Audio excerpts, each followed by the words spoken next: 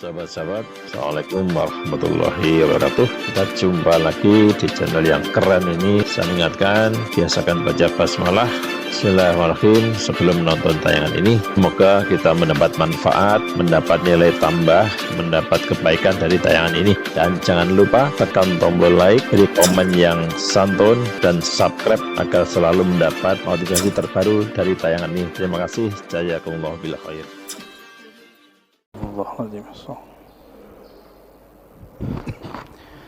Assalamualaikum warahmatullahi wabarakatuh. Alhamdulillahi rabbil alamin, hamdan yuwafi ni'amahu yukafi'u mazidah. Asyhadu an la ilaha illallah, asyhadu anna Muhammadan abduhu wa rasuluh. Allahumma salli wa sallim wa barik ala nabiyyina Muhammad wa ala alihi wa ashabihi wa li baitihi wa dhurriyyatihi ajma'in, wa ba'd. Allahumma inna nas'aluka khaira hadzal yawm wa khairan fihi wa ba'dah, wa na'udzu bika min syarri hadzal yawm syarri ma fihi syarri ba'dah. Bapak saudara, ikhwan fillah, banyak orang mendengar kalam ini. Siapa yang kenal dirinya maka kenal Tuhannya. Sering dengar ya? Man arafa nafsahu faqad arafa rabbahu. Siapa yang kenal dirinya, dia pasti kenal Tuhannya, Rabbahu.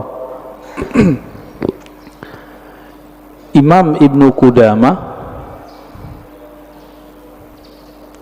itu menyebutkan redaksi yang berbeda. Man arafa qalbahu arafa rabbahu. Siapa yang mengenal qalbunya, maka dia akan kenal yang membolak-balik qalbunya, yaitu Allah Subhanahu wa ta'ala. Ada yang bertanya, ini hadis atau bukan? Nah, ini pertanyaannya dua sebenarnya. Ini hadis atau bukan, lalu maknanya apa? Setelah kita teliti, ilmu hadis itu, Bapak salamualaikum Allah, jika kita buat pemetaan ilmu keislaman, bahkan semua ilmu di dunia itu dapat dirumuskan jadi 4 cara mengetahuinya, disebut epistemologi, bahasa Arabnya madarikul ulum. Bagaimana cara mengetahui suatu hal? Yang pertama lewat indera, bukti-bukti fisik. Yang kedua akal, kita pikirkan, kita tahu. Yang ketiga kita tes. Yang keempat pakai spiritual, pakai rohani. Ilmu hadis itu yang pertama. Jadi ilmu hadis dia ilmu bukti fisik, mesti didengar, mesti ada bukti fisiknya. Maka secara ilmu hadis, hadis ini tidak bersumber dari Rasulullah sallallahu alaihi wasallam. Dari siapa ketemunya?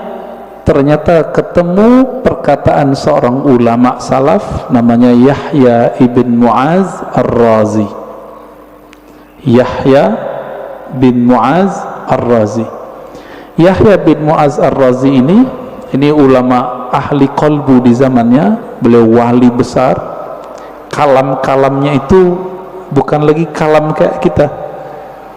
Dia jika berkalam, kalamnya itu hampir mirip dengan kalamnya Nabi sallallahu alaihi wasallam, sehingga dikira ketika dia berkalam begitu, itu kalamnya Rasulullah sallallahu alaihi wasallam.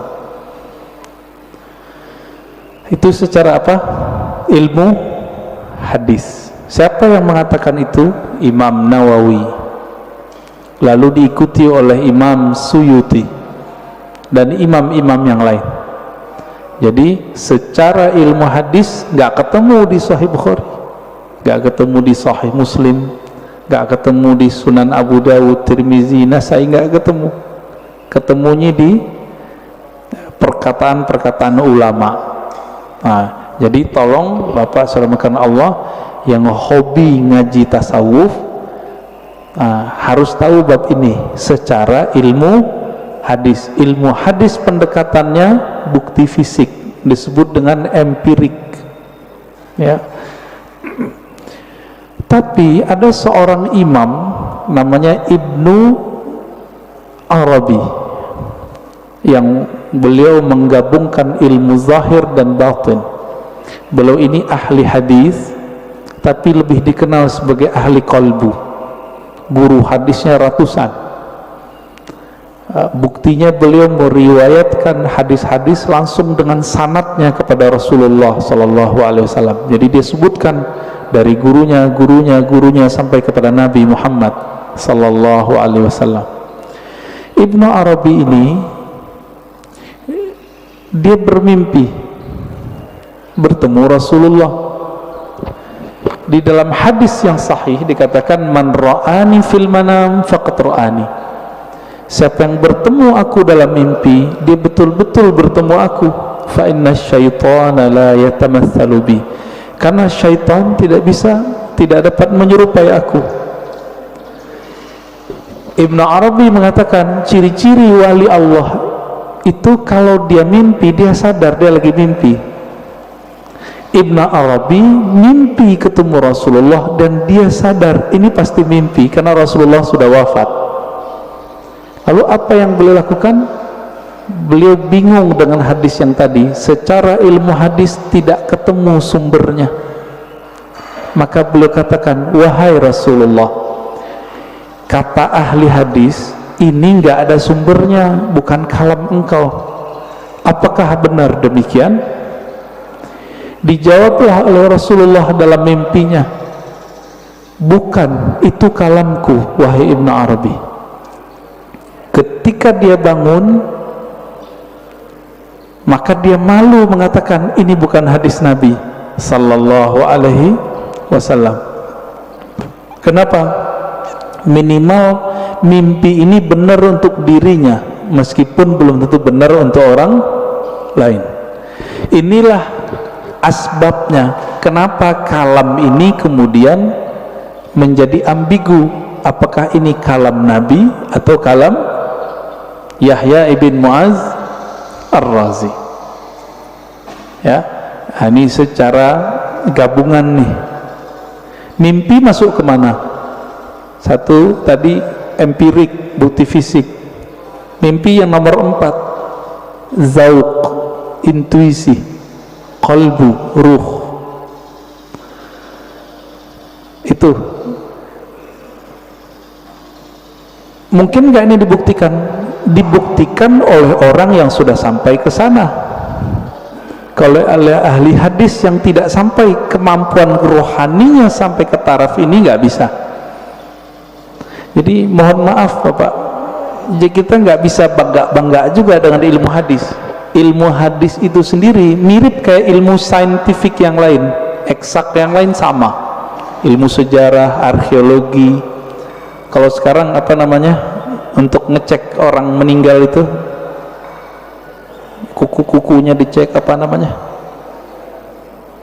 ya forensik gitu ya. Jadi bukti fisik semua. Ilmu hadis mesti berdasarkan zahir fisik. Oleh karena itu Bapak, saudara yang bukan Allah, jika berdiskusi dengan ahli hadis, sulit kita ngungkit-ngungkit yang nomor 4 ini. Dia pasti yang nomor 1.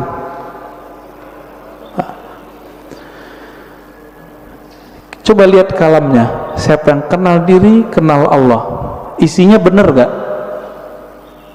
Bagus gak kalamnya? Bagus. Berarti secara ilmu hadis, tidak semua kata-kata yang bagus, kata-kata yang benar itu kalam Nabi. Secara ilmu hadis banyak Pak.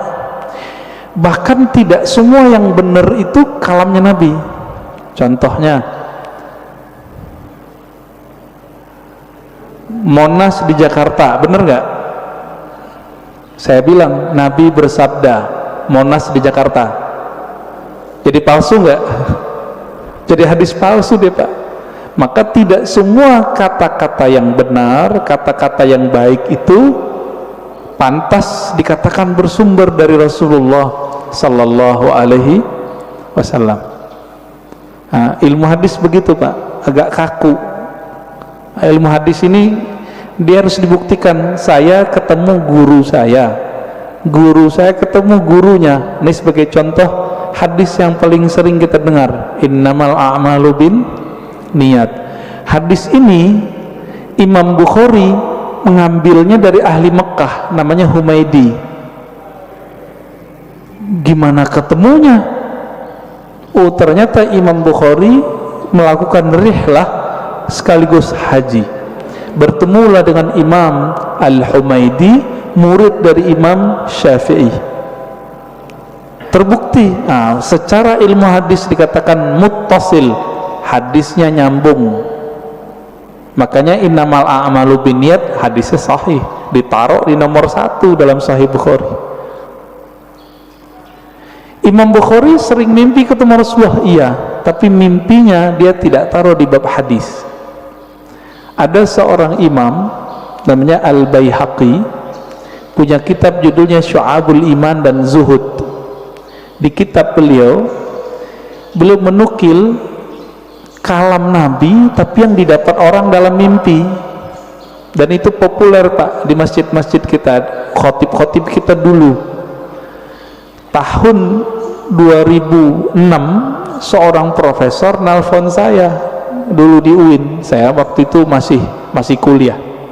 Dia telepon, Ar-Razi, ente ngaji hadis bukan? Iya, saya mau khutbah besok tapi bingung ini hadis itu bukan. Wah, kita kaget Pak, profesor masih mau nanya sama mahasiswa. Akhirnya saya katakan, hadis apa Prof? Hadis siapa yang hari ini sama dengan kemarin maka dia merugi. Tahu hadis itu ya? Yang hari ini lebih buruk dari kemarin maka dia terlaknat.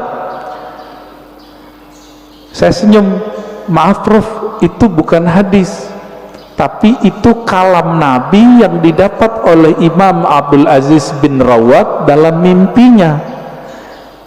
Kata Imam Baihaqi, qala Abdul Aziz bin Rawat, berkata Abdul Aziz bin Rawat, ra'aitun nabiyya sallallahu alaihi wasallam fil manam yaqul, aku mendengar Nabi sallallahu alaihi wasallam di dalam tidur berkata.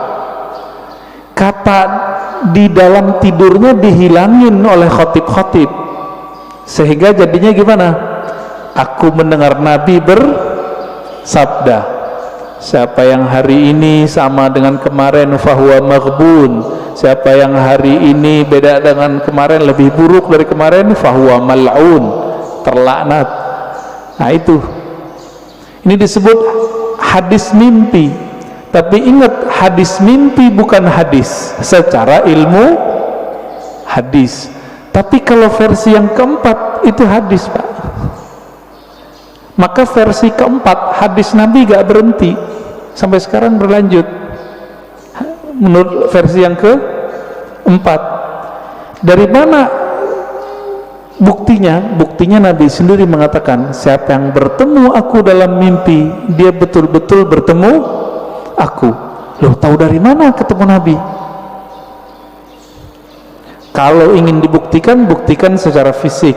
Baca cerita Nabi, fisik Nabi, Syama'il Nabawiyah, perhatikan mimpinya sama atau tidak. Ini mazhab ahli hadis. Ahli hadis mensyaratkan jika mimpi ketemu Nabi, mesti karakter yang kita lihat sama seperti yang di hadis. Contohnya, Nabi suka pakai baju hijau, pakai serban, terus pakai tutup, ya, ada yang mirip Sayyid Muhammad Alawi Al-Maliki.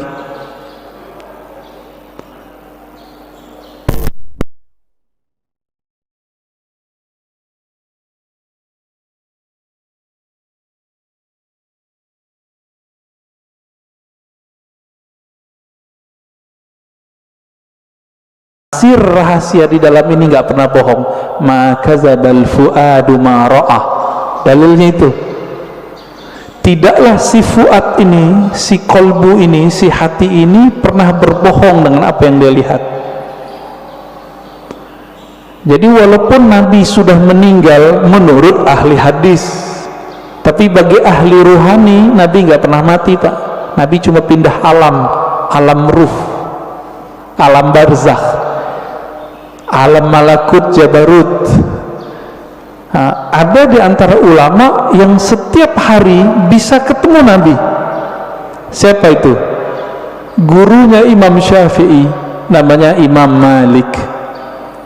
Dihikayatkan dalam kitab Hilyatul Auliya, kitab hadis, tapi berkaitan dengan Tazkiyatun Nafs, karya Imam Al-Hafiz ahli hadis Abu Nu'aim Al-Asfihani.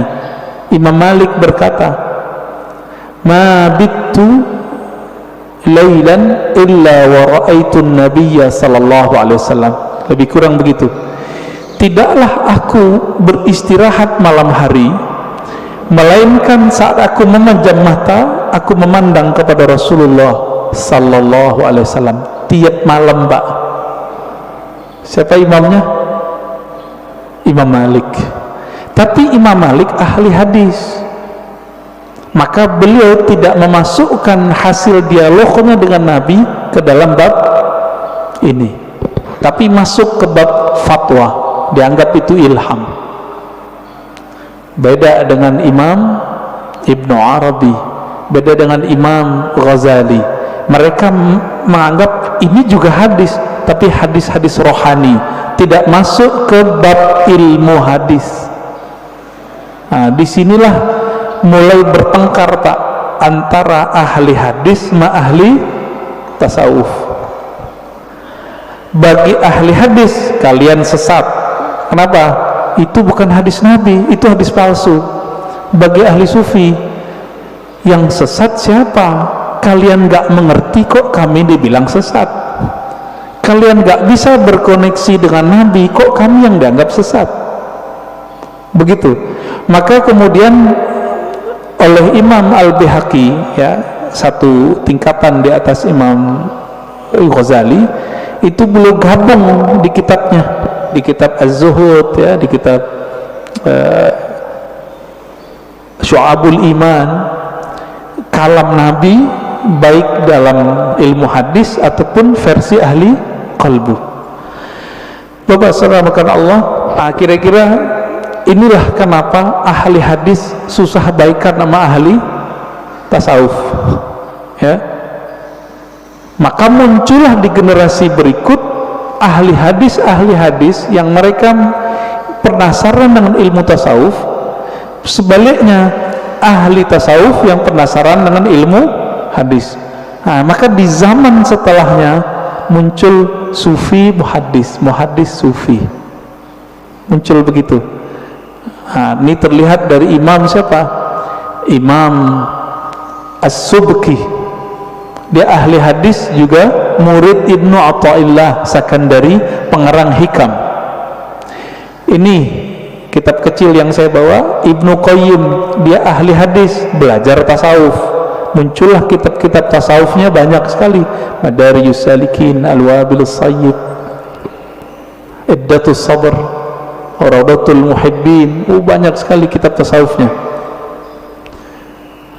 Puncaknya nanti ada pada Imam Murtada Zabidi, ahli hadis juga ahli sufi. Nah, terlepas dari itu, Bapak salamakan Allah, perbedaan itu sampai sekarang masih ada, ya. Makanya sekarang istilah ahli hadis ini diambil oleh sekelompok orang dan menamakan dirinya kelompok sunnah. Boleh nggak? Ya boleh-boleh aja, tinggal bukti aja sanadnya, ya. Punya sanad nggak kepada Rasulullah sallallahu alaihi wasallam? Karena ilmu hadis ilmu sanad, nggak punya sanad kazzab, maka dia pembohong. Lalu benarkah kalam man arafa nafsahu faqad arafa rabbahu? Kita sudah katakan tadi itu benar. Terlepas dari ini kalam Nabi atau bukan, kalam ini sudah menjadi kaidah dalam ilmu tazkiyatun nafs, ilmu tasawuf, ilmu kerohanian. Lalu apa maknanya? Siapa yang kenal dirinya, maka dia kenal Tuhannya. Antum nih teman-teman, namanya misalnya Abdullah, dikasih bapaknya Abdullah. Mengenal diri itu mengenal tubuh si Abdullah atau kenal yang mana? Sekedar mengenal jasad? Tentu tidak. Lalu kenal apa ini? Kenal yang mana ini? Bukan yang jasad ini. Kan banyak juga Pak, anak-anak udah 7 hari nggak punya nama, bapaknya datang ke kita, Tat, kasih nama dong anak saya. Berarti nama jasad ini itu bisa dibuat, bisa dirubah Pak. Sebelum kita masuk ke tubuh ini, kita punya nama. Benar nggak punya nama? Kita lahir di dunia, yang ngasih nama siapa? Orang tua, guru. Sebelum kita masuk ke dunia ini, kita di alam ruh. Allah mengatakan, alastu birabbikum, bukankah aku Rabbmu? Allah memanggil kum, kamu. Berarti kita ada nama Pak. Cuma nama ini disimpan di dalam dada Rasulullah Sallallahu Alaihi Wasallam. Kita nggak tahu. Ditanyalah oleh orang Bani Israel, orang ahli kitab, ya Muhammad, apa itu ruh? Turunlah ayat yas'alunaka anir ruh. Mereka bertanya kepadamu mengenai ruh. Katakanlah ruh itu urusan Allah. Kamu tidak diberi ilmunya kecuali sedikit. Sedikit di situ, wa ma utitum minal ilmi illa qalila. Sedikit menurut siapa? Menurut saya, menurut Nabi, menurut Bani Israel, atau menurut Allah? Menurut Allah. Maka sedikit menurut Allah itu banyak menurut kita. Ya. Orang kaya di Indonesia bilang, saya ngeluarin uang dikitnya itu udah 100 triliun Mbak. Ya. Apalagi raja di raja alam semesta ini, Rabbul Alamin, Allah Subhanahu wa Ta'ala. Ilmu ini disimpan dalam dada Rasulullah. Ada sahabat yang dikasih tahu, ada yang tidak. Maka Nabi itu bisa ngerti Pak, dengan izin Allah. Ada orang nih jihad, kayaknya paling kuat, kayaknya paling banyak bunuh musuh, tapi Nabi mengatakan finnar, finnar, masuk neraka, masuk neraka. Kenapa? Nabi tahu namanya sudah ada di neraka, nggak dihapus dari neraka. Ternyata benar, orang ini beramal cuma dengan fisiknya, ruhnya tidak beramal. Ruhnya gak beramal Pak. Jadi ketika disebut siapa yang kenal dirinya, maka kenal Tuhannya. Diri yang fisik, yang mengenal dirinya fisiknya, dia baru mengenal perbuatan Allah. Disebut ma'rifatul af'al, mengenal perbuatan Allah. Ajaib gak kelahiran manusia? Penciptaan manusia ajaib gak? Ajaib Pak. Kok bisa-bisanya ada makhluk hidup di perut seorang perempuan? Itu ajaib itu. Saya mau tanya nih yang udah nikah, yang punya anak, itu antum yang menciptakan anak atau cuma sebab doang? Ya, bikin doang ya. Tapi kita nggak yang gedein, yang mengembangkan biar kasih tulang, enggak. Ya, coba tanya sama yang udah pernah hamil. Ibu-ibu yang udah hamil tanya, ajaib itu. Maka mengenal diri yang fisik mengantarkan kepada ma'rifatullah level 1. Apa itu?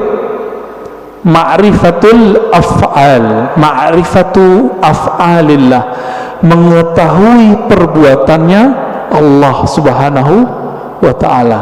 Itulah yang dibahas dalam surah Al-Mu'minun itu, ya, ayat 11 ya. Begitu juga di surat Ar-Rum, ya, sebelum ayat tentang pernikahan itu kan tentang penciptaan kita semua. Dari nggak ada jadi ada, dari tanah kok bisa jadi hidup, kok tiba-tiba bisa melawan kepada Allah. Nah, itu dia namanya ma'rifatu fi'lillah. Jadi kalau ada ahli biologi, ahli ilmu-ilmu eksak tidak mengenal Allah lewat ini, lewat dia, berarti dia tersesat, nggak mengenal Allah. Itu satu. Diri yang fisik. Nah, kita punya diri yang disebut dengan nafs tadi. Jadi nafs itu sendiri artinya ada nafs fisik, ada nafs jiwa. Orang kita nyebutnya sukma, perasaan. Nah, itu masuk di situ. Yang bilang saya emosi, nah itu dia. Saya jatuh cinta, ada itu. Seneng, sedih, itu masuk ke si nafs ini. Yang nafsunya besar, yang nafsunya kecil, penakut, pemberani, itu si nafs. Nah, punya nggak nih? Punya ya? Punya kita. Inilah yang dikatakan di Quran, wa man nahan nafsa anil hawa fa innal jannata hiyal ma'wa. Yang mampu menahan, mengendalikan nafs jiwanya, maka dia dapat surga. Nah, ini ma'rifat apa nih? Ini masih sama, ma'rifatu fi'lillah, perbuatan Allah, cuma perbuatannya yang tidak tampak secara fisik. Jadi perbuatan Allah ini kan ada yang tampak secara fisik, ada yang tidak tampak. Ini masih sama. Ilmu untuk memahami ini disebutlah ilmu tazkiyatun nafs. Jadi tazkiyatun nafs itu baru cabang dikit dari tasawuf. Karena orang alergi dengan ilmu tasawuf, nggak mau mereka nyebut istilah tasawuf, takut ditinggal jamaah. Kalau ustadz udah takut sama jamaahnya, terus jamaah takut sama siapa dong? Ya. Kalau si ustadz udah bergantung kalbunya kepada jamaah, lalu jamaah bergantung kalbunya sama siapa? Jadi kalau ada di antara antum yang ustadz, dai, jangan dai ngikutin murid, jangan guru ngikutin selera murid, murid yang ngikutin guru. Gitu seharusnya. Kalau enggak, itulah yang Nabi lakukan. Nabi enggak diikuti oleh ahlu Mekah, maka beliau berhijrah. Hijrah beliau menjaga idealisme seorang guru. Nah, ini perlu, Pak. Itu diperlukan ma'rifat yang ketiga, mengenal diri yang qalbiyah, diri kolbu. Yang mengenal diri kolbu, nah, kolbu kita. Nah, di kolbu ini kalau nafsnya rusak, dia ngefek ke kolbu. Nafsnya nih punya karakter bengis, kolbunya hitam. Nafsnya suka bangkang, kolbunya hitam, meradang dia, Pak. Kalau kita meradang mulut, Saryawan bisa menikmati makanan nggak? Nggak bisa. Makanannya kolbu adalah zikrullah, baca Quran, sholawat. Kalau sudah meradang itu kolbu, dibawa sholat nggak enak. Dibaca Quran pun kita mikir, enaknya apa ya baca Quran? Kalau kolbunya lagi rusak, rasain aja Pak sendiri. Zikir, katanya zikir menenangkan jiwa, kok nggak tenang-tenang, malah tambah bingung, malah tambah syak. Zikir itu bening, bener gak? Zikir bening, Mbak. Kolbu itu wadahnya zikir, sehingga nanti dia bisa menyantap. Wadahnya lagi kotor, bersihin dulu, diobati dulu, baru dia bisa menikmati. Masalahnya sudah bertahun-tahun nih kolbunya berkarat, bener gak? Nah, bersihinnya pakai apa, Pak? Itu yang disebut taubat nasuha. Taubat nasuha itu beda dengan misalnya nih gelas habis dipakai, airnya air putih, cukup dikasih keran bersih, air keran, nggak usah digosok. Tapi kalau ini pakai minyak, ada minyak lengket di situ, harus digosok nggak? Nah, ini yang disebut taubat nasuha. Jadi taubat nasuha itu menggosok kalbu kita supaya bersih dengan pengakuan dosa kepada Allah. Nah, di dalam ajaran Islam nggak ada pengakuan dosa ke ustadz, nggak ada, ke pendeta nggak ada pak, ke guru nggak ada, ngaku kepada Allah. Semua kita kan punya dosa nih, bener pak? Ada yang nggak punya dosa? Saya cium tangannya pak. Makanya kita dianjurkan cium tangan anak kecil. Makanya bapak nggak boleh marahin anak kecil atau ngusir anak kecil dari masjid. Terganggulah. Kenapa? Nabi lagi khutbah Jumat, Hasan Husain datang, turun, diambil, digendong. Lagi sholat, naik ke punggung Nabi, ikut sholat.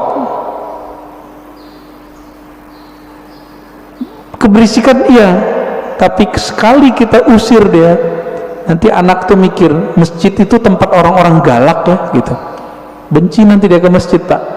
Nah, yang benar diatur, orang tuanya juga harus perhatian. Nah, Bapak Saudara rahmatan Allah, jika kita sudah sampai mengenal diri si kolbu itu cuma mau satu, asma Allah. Asma Allah ada di Quran ya, ada di sholawat, ada di zikir. Intinya zikirlah. Semakin banyak kita mengenal nama Allah, semakin banyak makrifat di dalam kalbu. Maka di sini wajib ada kajian Asmaul Husna pak. Udah ada belum? Harus ada pak di sini. Termati bawa apa?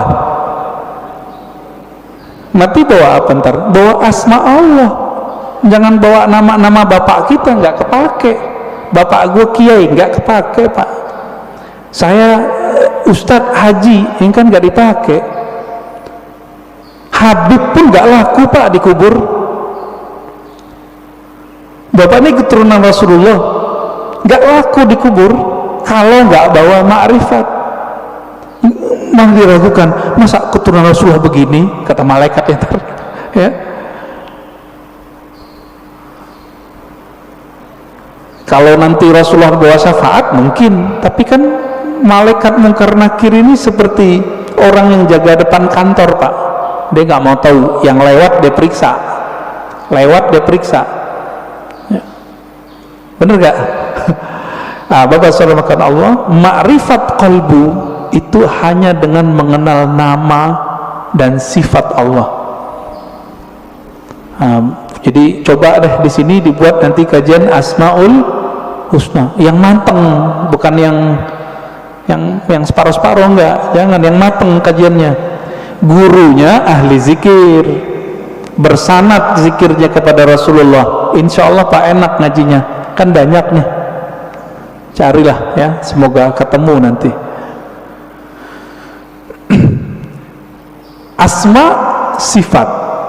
Nah, ma'rifatus sifat itu masih bagian dari kolbu, paling dalam. Dia udah masuk ke dalam sirnya kolbu. Kan kolbu ini dia ada bagian-bagiannya pak. Kolbu itu disebut ada fuad, ada yang disebut dengan lub. Inti dari kolbu disebut lub. Rahasia yang ada di dalam inti kolbu itu disebut dengan sir. Maka disebutkan dalam Al-Quran, Allah ya'lamu sirra wal akhfa. Allah mengetahui yang sir, yang tersembunyi, bahkan yang akhfa, yang samar. Nah, itu ketahuan oleh Allah SWT. Nah, di mana kesimpanannya itu? Itu di dalam kolbu paling dalam. Kita ini semua dulu kan pernah ketemu Allah. Memori itu kesimpan di situ pak. Ada yang ingat nggak? Nggak ada yang ingat ya? Bener. Makanya Allah utus Rasul. Supaya apa? Memantik sir supaya dia kemudian kembali muncul. Ketika muncul, sir itu bernama zikir. Ketika dibahasakan, dia bernama ma'rifat. Ma'rifat itu ungkapan pengenalan si hamba kepada Allah Subhanahu wa ta'ala. Bapak nih pernah ketemu dengan seseorang dulu, kesimpan nggak di memorinya? Kesimpan. Ketemu seseorang yang berkesan. Apanya yang berkesan? Parfumnya. Nanti kita ketemu parfum yang sama, itu teringat Pak wajahnya. Itulah sebabnya jika ada orang benar teknik berzikirnya, bersambung sanad zikirnya kepada Rasulullah SAW, lisannya menyebut, akalnya memaknai, kolbunya merenungi, ruhnya merasakan, nangis dia saat itu seperti orang pulang kampung. Pertama orang pulang kampung habis merantau, rasanya gimana? Terharu Pak. Nah, kalau Bapak Ibu ini kan pada hari raya di luar kota lagi merantau, malam takbiran nangis dengerin takbiran. Kenapa tuh nangis? Ingat kampung, kirain ingat Allah. Takbiran ingat Allah, nangis. Wah, itu arif billah namanya, kenal Allah dia. Takbiran nangis, ingat siapa? Kampung. Kita lupa, kita punya kampung lain namanya kampung arwah. Lupa apa ya? Kampung arwah. Ngapain si arwah di kampung itu? Dia menatap Allah Subhanahu wa ta'ala. Dia menatap Allah Pak. Supaya dia bisa menatap Allah lebih dekat, apa yang dia lakukan? Dia mendekat kepada nur sumbernya. Itu yang disebut nur Muhammad. Jadi dulu itulah yang dikatakan oleh Nabi, kuntu nabiyan, aku sudah jadi nabi, Adam belum dicipta, udah jadi nabi di alam ruh. Makanya roh-roh itu mendekat semua kepada Rasulullah supaya bisa tetap dekat memandang Allah Subhanahu wa ta'ala. Itu Pak maknanya. Itu kalau kita punya ruh yang bercahaya, pasti rindu ingin mengenal ilmu ini, pengen mengenal ilmu ini. Itu yang bikin orang nangis, nangisnya permanen Pak. Tangisan itu yang bisa memadamkan api neraka. Kalau tangis yang malam takbiran tadi enggak, itu mah tangis pulang kampung. Mau pulang gak ada duit. Atau kayak tahun-tahun ini kan mau pulang kena covid, dompetnya Pak kena covid, nggak bisa pulang, nangis. Itu nangis apa? Teringat kampung fisik. Jadi jika orang bisa nangis karena ingat kampung fisik, kampung badan ini, teringat orang tua zahir, apalagi jika dia teringat dengan orang tua rohaninya. Sering dengar nggak istilah Nur Muhammad? Ya, masih ingat disebut apa Nur Muhammad itu? Abul Arwah, bapaknya sekalian roh. Maka ketika ruh itu rindu ke siapa? Dia rindu sama ayahnya. Itulah kenapa kalau sholawat jadi wajib dalam sholat. Allahumma sholli ala Sayyidina Muhammad. Ini orang malah debat, nggak boleh pakai Sayyidina, boleh pakai Sayyidina. Itu mah debat biasa itu. Kolbunya, ruhnya rindu nggak kepada Rasulullah. Nah, kalau sudah sampai ke sana, dia sudah sampai ke ma'rifatur ruh. Mengenal ruh, dari mana dia berasal, dulu dia bersama siapa. Nah, ini kabar gembiranya Pak. Ruh kita ini dulu ngapain di sono, sekarang diulang aktivitasnya. Kalau dulu Bapak di sono suka mendatangi Nabi, suka mendatangi orang yang dekat dengan nur Nabi itu, maka sekarang Bapak pasti suka dengerin pewaris-pewaris Nabi, pasti cinta sama zuriat Nabi. Nah, orang-orang yang dulu mencintai Rasulullah di sana, di alam ruh itu, dia cipta kepada nur Nabi, maka Allah kasihlah dia fisik di dunia bernama Habib atau ulama, dua aja, Habib atau ulama. Jadi kenapa Habib terlahir sebagai Habib, Kiai sebagai Kiai, Gus sebagai Gus, Ajengan sebagai Ajengan? Karena dulu nurnya mengagumi nurnya Nabi sallallahu alaihi wasallam. Itulah makna hadis al arwah junudun mujannadah, hadis sahih Muslim. Ini syarahnya jarang orang menjelaskan ini. Roh itu dia berbaris-baris seperti tentara. Nah, dulu nih Bapak kalau dibukakan pintu kolbunya itu bisa lihat Pak, dulu kita seperti ini di sono, ngumpul Pak seperti ini.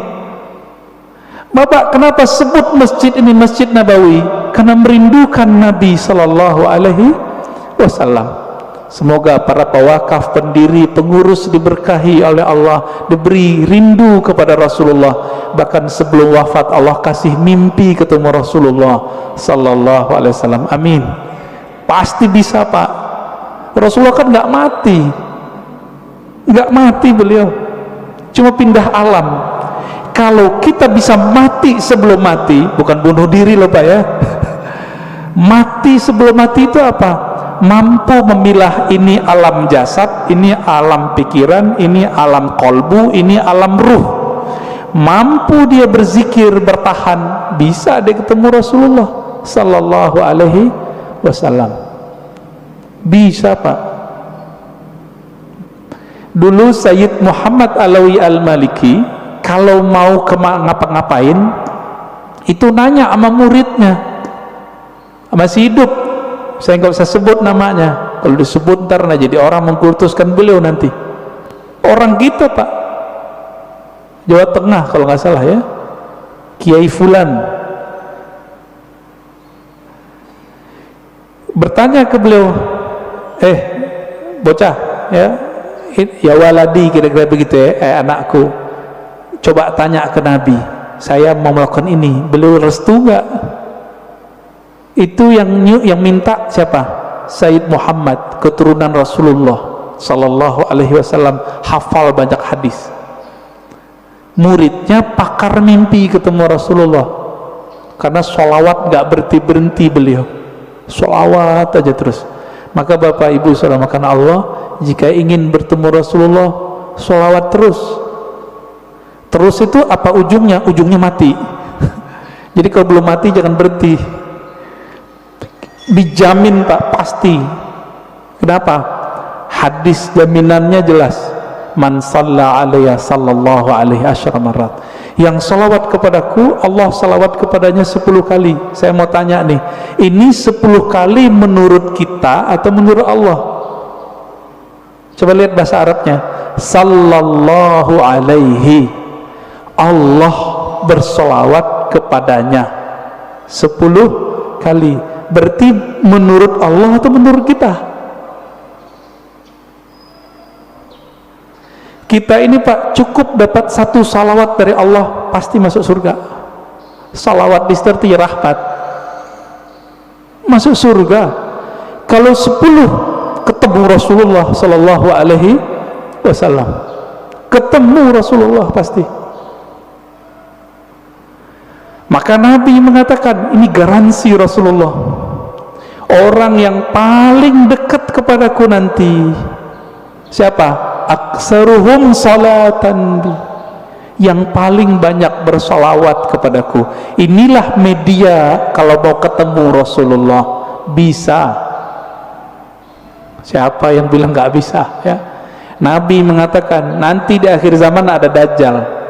Seandainya aku hidup saat itu, akulah hajijun alaikum, akulah pembela kalian. Secara fisik Nabi nggak ada Pak, tapi kan pewarisnya ada. Pewarisnya itulah disebut Al-Imam Al-Mahdi. Imam Mahdi, apa kata beliau? namanya seperti namaku. Nama dalam bahasa Arab ismun. Ismun artinya tingkatan dan kemuliaan, bahkan ilmu. Itu artinya. Bukan Muhammad bin Abdullah. Muhammad bin Abdullah mah banyak habaib namanya dari dulu Muhammad bin Abdullah, tapi bukan Imam Mahdi. Ya, ini sekarang banyak yang kajian akhir zaman tapi terjebak pada riwayat ahli hadis fisik, tidak mempertimbangkan ahli rohani. Nah, ini kesalahan besar kajian akhir zaman hari ini. Akhirnya yang terjadi cocok logi.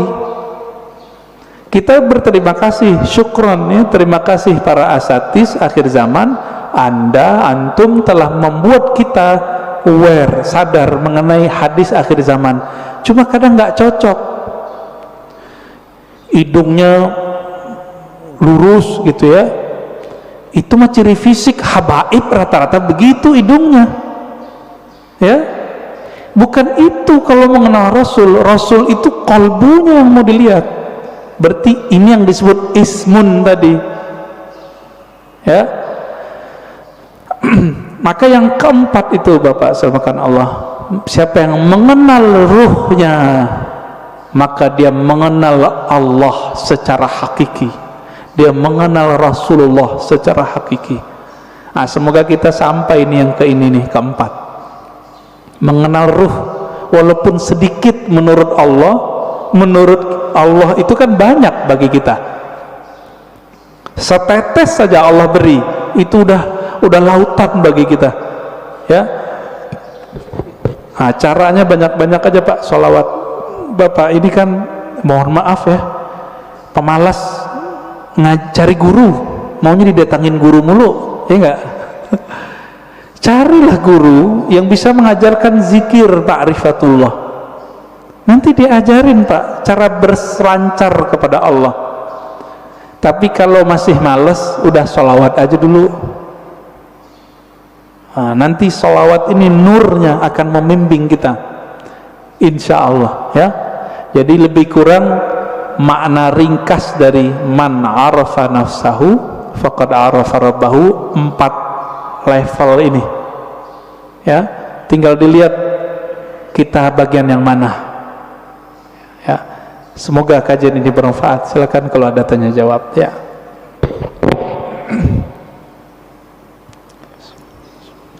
Alhamdulillah selesai materinya, kita masuk ke sesi tanya jawab. Mungkin saya tanyakan dari akun YouTube An-Nabawi TV. Ada 5 pertanyaan nih, tapi tidak semuanya dipilih yang terbaik. Yang pertama, mohon penjelasan Buya tentang perkataan bahwa telinga yang berdenging adalah nama kita disebutkan di alam malakut, maka bersolawatlah. Mohon penjelasannya tentang perkataan ini, jazakallah. Yang kedua Buya, betulkah hadis surga di bawah telapak kaki ibu itu hadis palsu? Mohon penjelasannya Bu. Iya. Demikian dari YouTube, itu aja yang terbaik dua.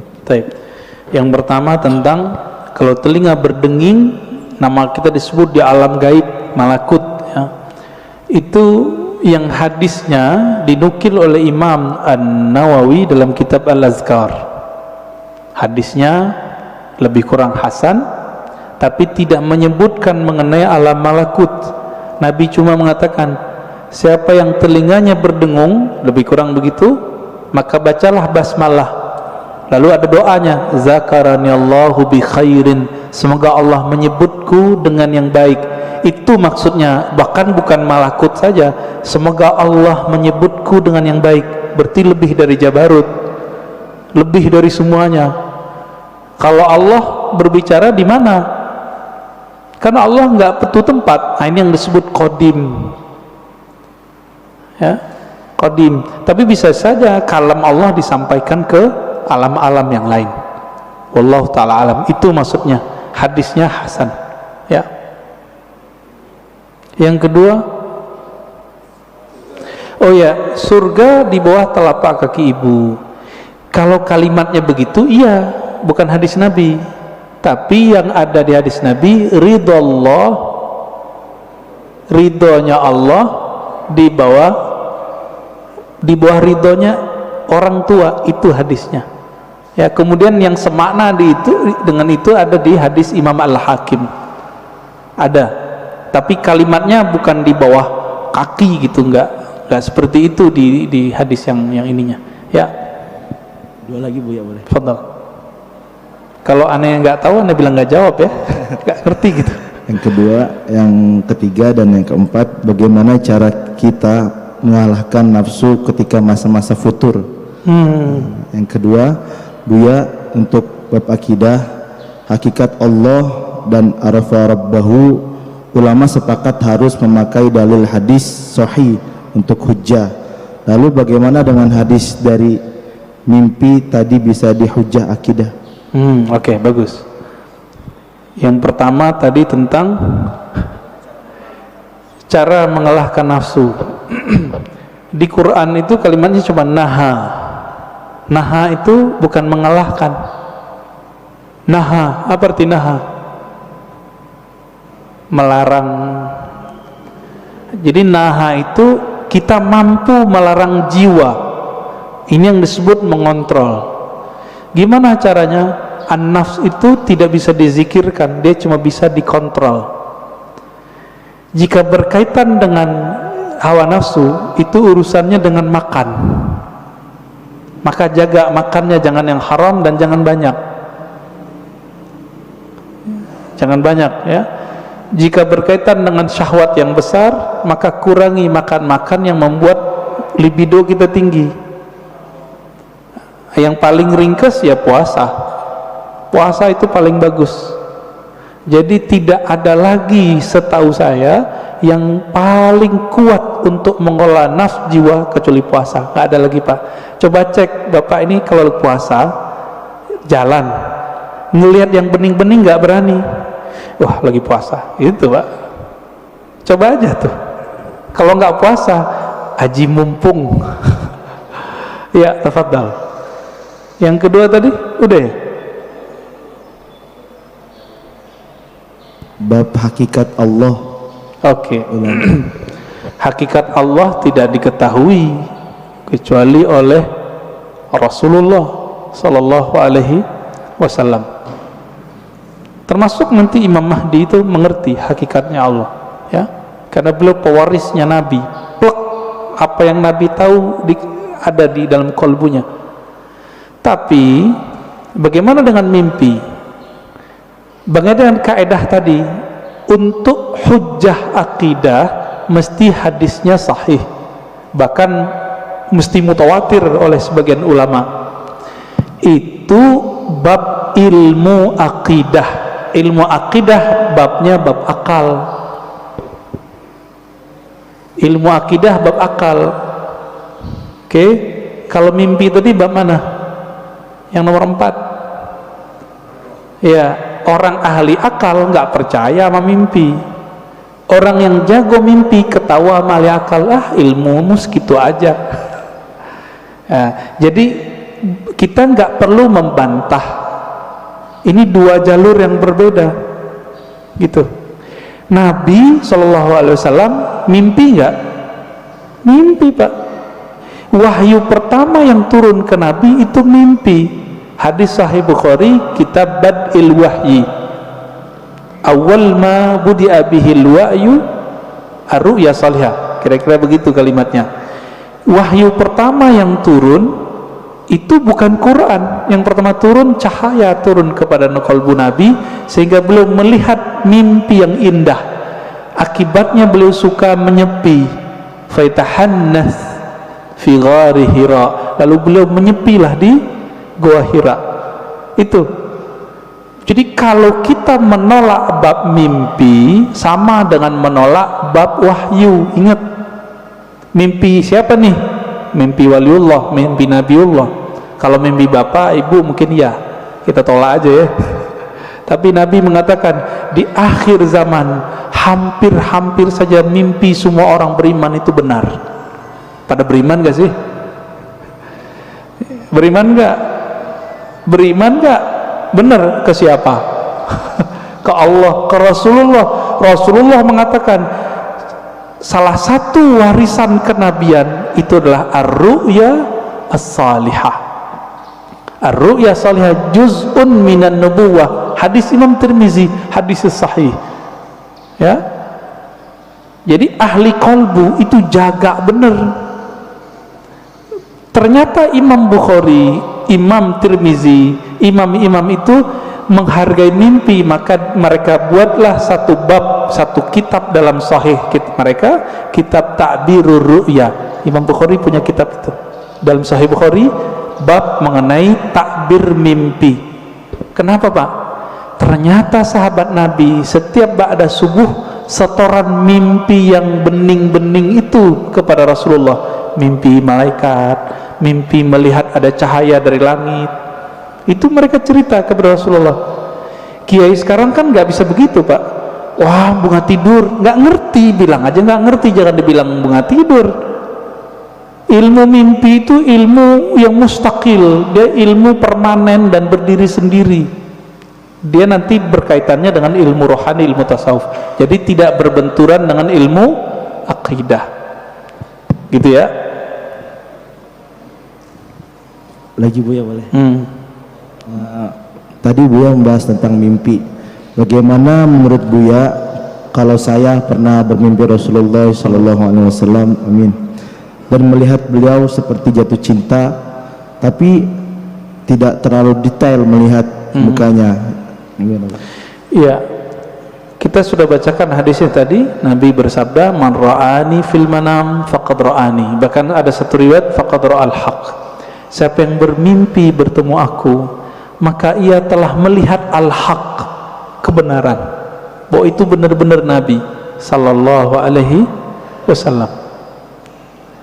Tapi kok kurang jelas? Kurang jelas itu karena ma'rifatun nabinya kurang jelas. Karena mengenal nabinya masih kurang detail, maka melihat nabinya masih samar. Bahkan ada teman kita yang mimpi Nabi itu nggak mau noleh, Pak, nggak mau noleh. Cerita ke saya nangis-nangis, Dad, Rasulullah marah sama saya ya. Ada yang begitu. Antum bisa bayangkan, kita mau ketemu orang yang kita cintai, kita idolakan, tapi dia nggak mau noleh, ruhnya nangis. Gimana caranya? Udah ente sholawat aja banyak-banyak, baca salam kepada Rasulullah, nanti insya Allah Nabi jawab. Alhamdulillah besok-besok ada yang mimpi lagi. Jadi ini bukan kita ngayal, bukan. Ini beda dimensi dia. Kalau ingin cek kebeningan kolbu, tanya mimpinya apa. Jika bapak saya, ini kita lagi kotor, jiwa kita kotor nih, mau kiai, mau ustadz, mau jamaah, mau tahajud, kotor Pak, pasti mimpi basah. Jadi kalau mimpi basah, tobat Pak, tobat rohani. Dosa enggak, tapi rohani kita, oh kayaknya hati kita kotor. Sayyidina Umar ketika bermimpi menggauli budaknya, budak halal enggak? Halal. Apa kata beliau? Syaghalatni siyasah. Ya Allah, aku tersibukkan oleh urusan politik sehingga lupa wirid. Ini Umar, ngerti beliau. Tapi beliau pun kalau mimpi sama yang halal. Kalau kita kan kita berharap mimpi sama artis, Pak. Ya, silakan. Baik, assalamualaikum warahmatullahi wabarakatuh. Waalaikumsalam. Pak Ustadz, Pak Kiai, kalau boleh mohon maaf, saya sedikit ingin memuji Pak Ustadz. Saya baru ketemu Ustadz Kiai yang cahayanya bagus Allah dan bening. Ini pertama. Yang kedua, saya umur 74 tahun, tapi baru sekarang saya ketemu Ustadz mengatakan bapaknya roh itu adalah Nur Rasulullah sallallahu. Alhamdulillahirrahmanirrahim. Ilmu saya bertambah satu sekarang Pak, luar biasa. Saya juga merinding ini Pak dengarnya. Selama ini saya nggak ngerti bapaknya roh itu siapa. Mudah-mudahan juga teman-teman saya di Nabawi ini sama juga, mudah-mudahan, tapi nggak tahu. Seperti Pak Ketua DKM mungkin lebih ahli, sama Pak Nenggolan lebih ahli daripada saya. Dia tahu kalau saya 74 tahun umur nggak tahu bapaknya roh saya siapa. Alhamdulillah saya subuh hari ini mendapat ilmu yang luar biasa bahwa saya ngelang bahwa roh saya ini adalah nur Allah, nur Rasulullah sallallahu alaihi wasallam. Kemudian tadi kalau anak-anak Basir sudah bertanya, bagaimana kalau saya selalu selawat, selalu merinding atau apa namanya bulu kuduk. Ini kalau bahasa orang Sumatera, Bang Palembang tuh bulu kuduk Pak, bulu kuduk kayak gemetar gitu loh Pak. Itu kalau saya berselawat kepada Rasulullah. Nah yang terakhir ini Pak, tadi orang ahli sodoko jariah, kaya raya, banyak duit, tapi kok masuk neraka. Bagaimana dia menyambungkan antara jasmani dan rohaninya sehingga sodokonya jadi amal ibadah pada Allah Subhanahu wa Ta'ala.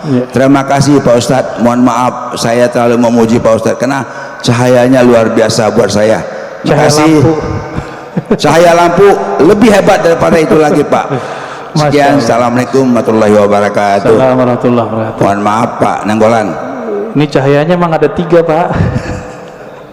Allahumma salli ala Sayyidina Muhammad an-nur dzati wa sirri sari fi jami'il asma'i was sifat. Mau bilang apa kita ya? Betul Pak. Jadi bapak rohani itu istilah bahwa ruh kita itu percikan dari nur beliau sallallahu alaihi wasallam. Lalu kenapa kita merinding? Ketika bapak merinding, itu ruhnya sedang merindu. Dijawab oleh sang Rasulullah sallallahu alaihi wasallam. Kita katakan assalamualaikum ya Rasulullah, salam atas engkau wahai bapak rohaniku Rasulullah. Dijawab oleh beliau merinding bapak. Ruh kita Pak yang yataqashairu minhu juludul ladzina yakhshawna rabbahum. Kira-kira begitu. Di Quran surat Az-Zumar ayat 24 berapa itu ya? 23 ya, 23 bergetar karena Al-Qur'an. Al-Qur'an itu hakikatnya ada pada siapa? Khuluquhul Qur'an, kata Aisyah. Nabi Muhammad itu polahnya, zahir batinnya adalah Al-Qur'an. Disebut nama Nabi taqsyairu minhu juludul ladzina yakhshawna rabbahum. Disebut nama sang pembawa nur Quran, pasti bergetar Pak sang para pecinta, pasti merinding. Makanya ada syairnya itu, kullul qulub ilal habibi tamilu. Semua pencinta jika disebut nama sang kekasih pasti hatinya merindu. Apa buktinya? Disebut namanya kadang-kadang meleleh Pak mata kita, rindu dengan kampung rohani, rindu dengan orang tua rohani. Saya nih, ibu saya baru wafat setahunan. Kalau disebut ibu saya Pak, saya nangis, padahal itu ibu fisik. Apalagi kita sebut nama Rasulullah sallallahu alaihi wasallam, nama Nabi Muhammad sallallahu alaihi wasallam, rindunya lebih dahsyat, tapi kita harus tahan. Maka lepaskanlah rindu itu dengan menyebut nama Nabi. Allahumma salli ala Sayyidina Muhammad an-nuri dzati wa sirri sari fi jamil asma' wa sifat. Assalatu wassalamu alaika ya Sayyidi ya Rasulullah. Kira-kira begitu Pak. Allahumma salli ala.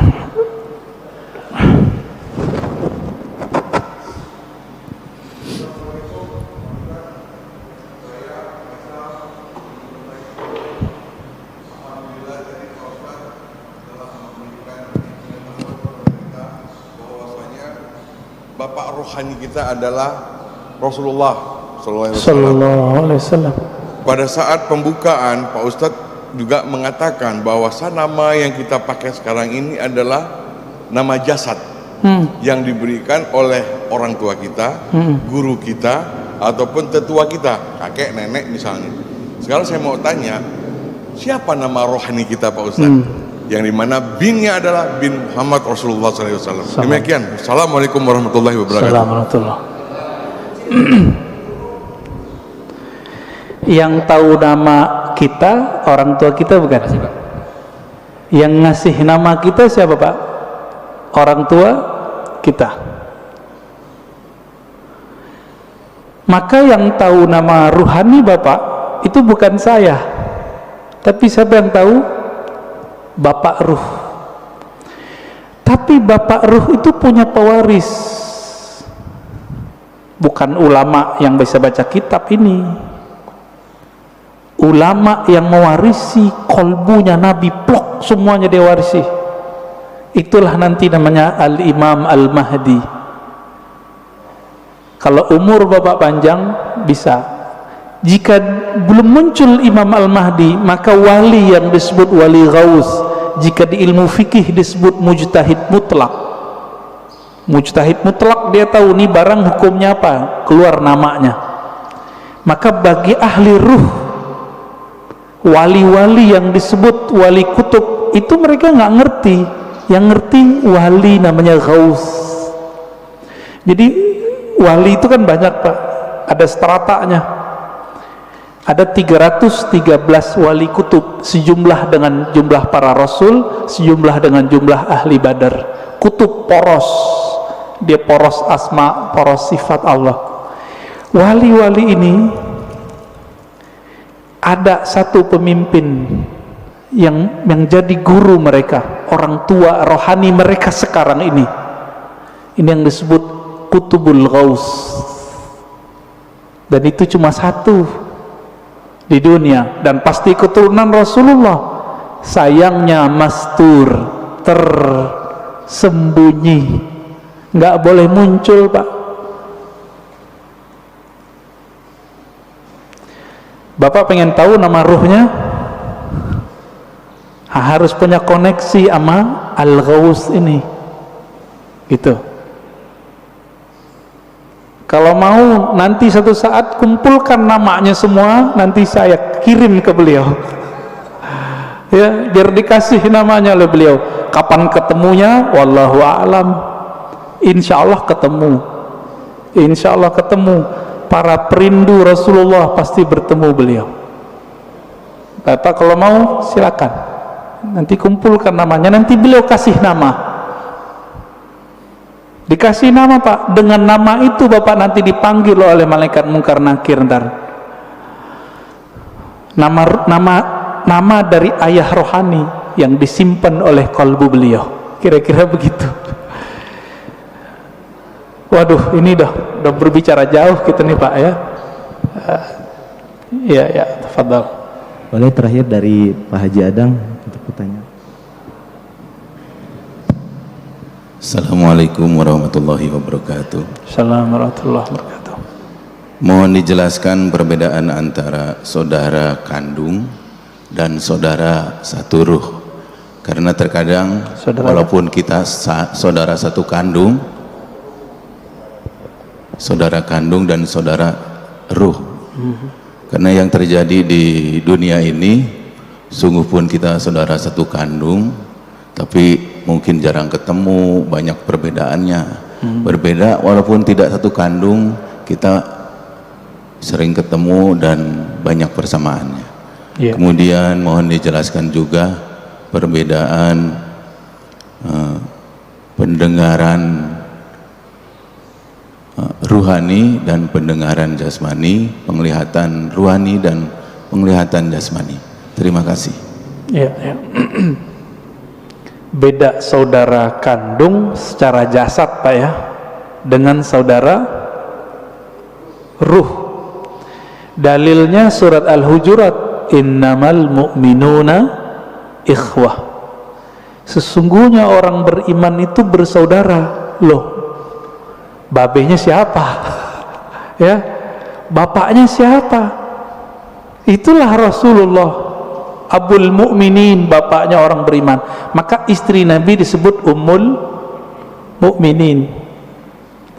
Tapi kan kita nggak manggil Nabi Abul Mukminin, padahal itu nama beliau sebenarnya. disebut lebih tepat abur ruh. Nah, saudara ruh ini itu diketahui dari syahadat, Pak, dan pengenalannya kepada bapak ruh. Dan yang meniupkan roh tidak dicipta, Pak. Tapi jika yang dimaksud roh itu jiwa dicipta. Jadi tergantung nih, kan ulama kita kadang menyebut roh tapi artinya nafs, menyebut roh artinya kolbu, seperti Imam Ghazali. Maka ini dicipta. Inilah mazhab Imam Qushairi, Imam Ghazali, bahwa ruh dicipta. Tapi Quran kan ngomong ruh bukan yang itu. Kulir ruh min amri rabbi. Amri rabbi tidak dicipta. Roh adalah urusan Allah.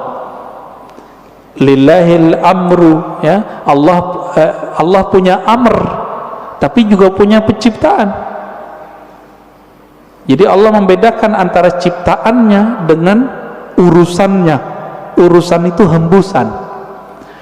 Nah, jadi kita ini, fisik ini dengan kun fayakun. Kalau ruh enggak, tiupan, Pak, tiupan dari Allah Subhanahu wa ta'ala. Sedangkan nur, nah yang Bapak cerita tadi, nur itu pancaran. Maka manusia itu dalam dirinya minimal ada 3 nasab. Ada nasab jasad, ada nasab nur, ada nasab ruh. Kalau nasab jasad, banyak yang tahu. Ini Habib Mahdi As-Sagaf, yang wali di Parung, almarhum, udah meninggal ya, pesantren Nurul Iman. Itu dia berangkat ke Masjidil Haram, duduk di pintu apa gitu ya, tiba-tiba ada orang nyapa, kamu si anu ya, bin sampai ke Rasulullah.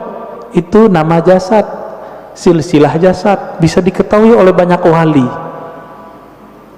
Banyak wali bisa tahu, Pak. Tapi kalau nasab nur, nasab ruh, cuma Nabi yang tahu. Karena kolbu Nabi diwariskan nanti isi ilmunya ke Imam Al-Mahdi, maka beliau tahu, Pak, nanti. Tapi nantinya udah nggak lama loh, Pak, ya.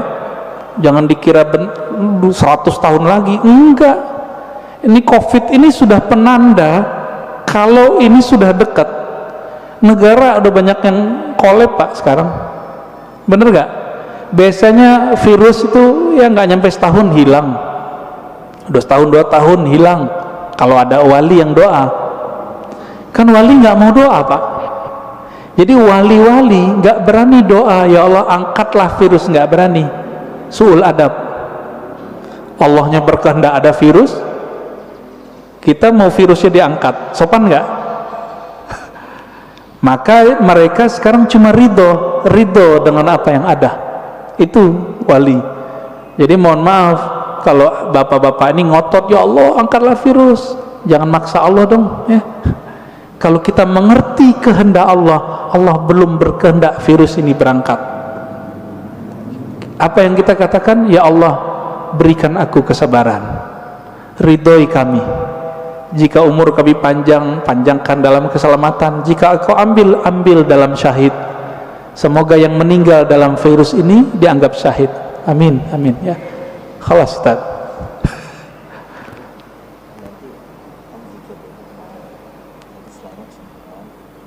Zikir ya.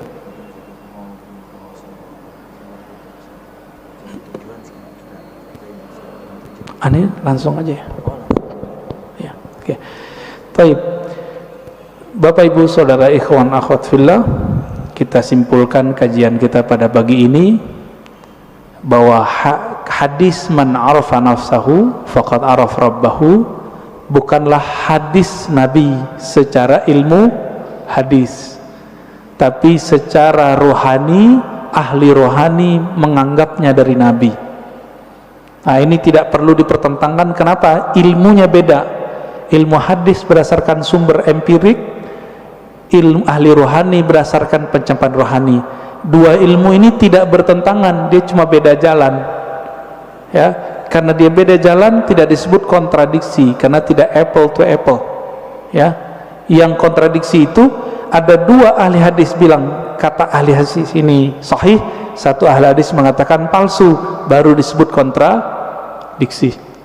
Jadi itu tidak perlu dipertentangkan. Dan yang kedua, maknanya sangat dalam, bahwa itulah inti dari ilmunya ahli ma'rifat.